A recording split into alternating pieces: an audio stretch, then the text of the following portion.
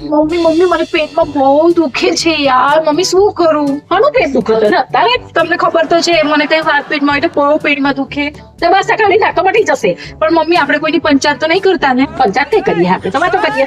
હા મમ્મી તમને ખબર છે આપણે પેલી કથામાં નતા કે પેલી બે માસી ને એક પેલી છોકરી બીજી કોઈ હતી બે જણ સરખી સાડી પહેરીને આવ્યા હતા ખબર છે તમને એવું કઈ જન્મ તો આવ્યું તું. અરે પેલી છે ને લિપસ્ટિક સરખી કરી હતી લાલ કલરની પેલા ઘરડા માસી એવી લાલ લિપસ્ટિક કરી હા ઓવે યાદ આવ્યું. તો કોઈ કથામાં તો બિલકુલ ધ્યાન જ નતું એમનું ધ્યાન તો બસ ખાલી વાતોમાં હતું તમે જોયું તું ને વાતોમાં તો ઠીક પણ એમ ફફદ મારતી તો કથા તો સમજેથી હોભરી જ નહીં એમ.